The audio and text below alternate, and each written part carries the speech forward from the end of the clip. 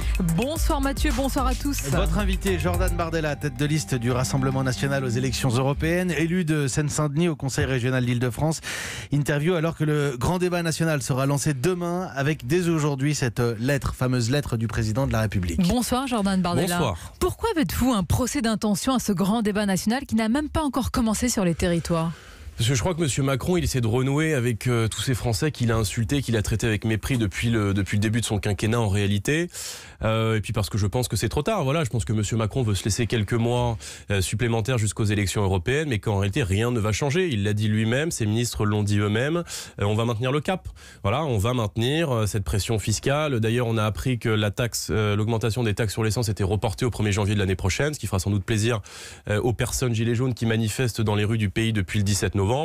Donc voilà, je veux dire, on est dans la continuité, et puis surtout que ce débat il est quand même très très mal organisé parce qu'on confie visiblement à deux ministres, on vient de l'apprendre ce soir, la charge d'organiser ce débat, donc en fait à La République En Marche d'organiser ce débat. Emmanuel Vargon et Sébastien Lecornu, mais au fond, qui aurait pu trouver grâce à vos yeux, quand bien même le gouvernement aurait fait appel à une personnalité très éloignée de la politique, vous lui aurez reproché d'être proche d'Emmanuel Macron car elle aurait accepté de mener ce grand débat. Ce que je lui reproche, si vous voulez, c'est de parler alors que les Français l'attendent dans l'action.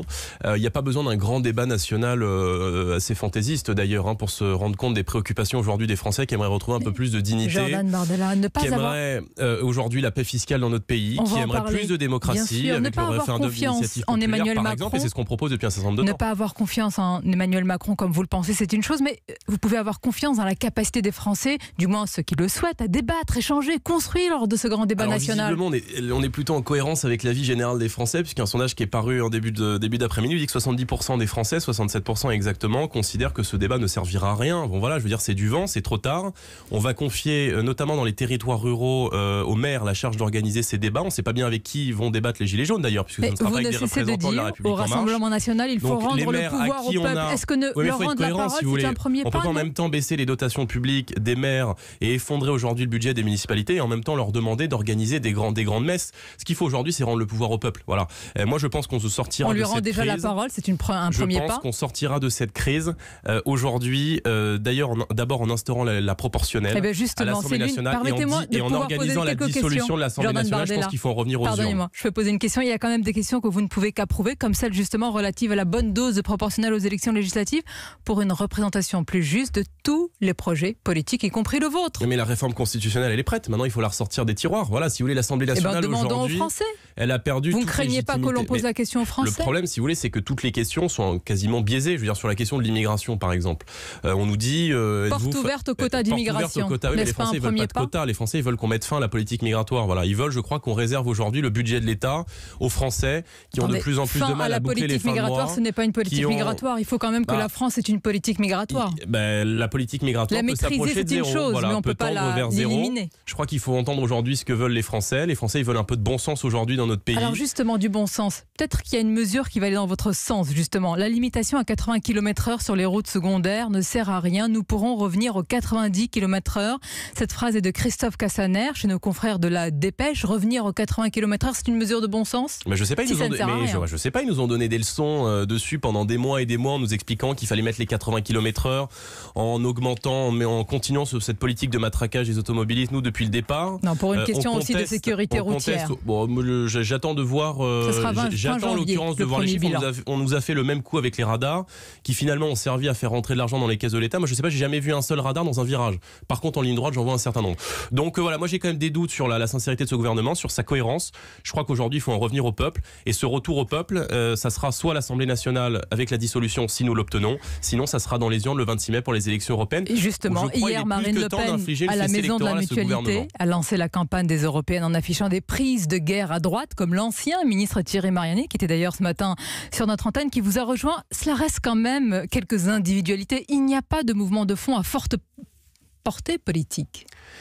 Thierry Mariani a fondé la droite populaire avec Jean-Paul Garot, qui nous rejoint également, ancien député des Républicains. Donc c'est un courant des Républicains qui nous rejoignent. Moi, je note qu'il y a une grande partie des ministres républicains, une grande partie des Républicains d'ailleurs, qui se sont tournés vers Monsieur Macron.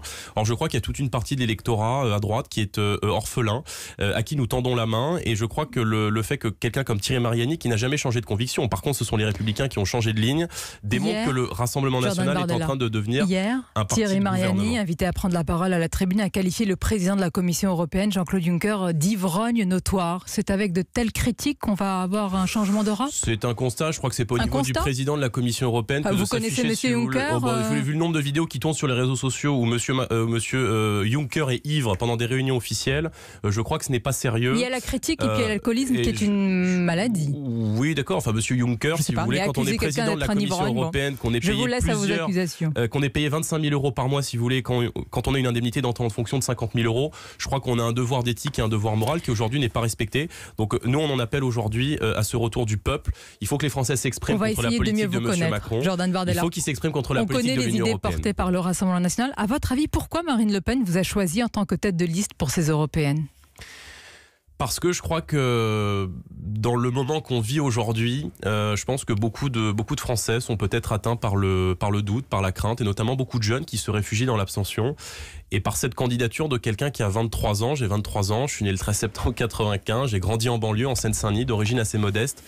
On veut montrer que ce qu'on vit aujourd'hui n'est pas une fatalité et que l'Europe peut aussi être quelque chose de bien. Ça peut aussi être un message d'espoir et d'espérance. A décidé de se présenter. Et on a toujours été, je vais juste terminer, on a toujours été, je crois, cette qualité d'accorder une chance aux jeunes. Voilà, maintenant j'ai 4 mois pour convaincre les Français. Mais encore une fois, c'est une équipe avec des gens qui nous rejoignent, qui ont été ministres, des gens expérimentés. Louis Alliot a décidé de se présenter au municipal à Perpignan en 2020. Il a donc choisi Perpignan. Marine Le Pen de ne pas quitter les bancs de l'Assemblée nationale. Certains disent que vous êtes un choix par défaut.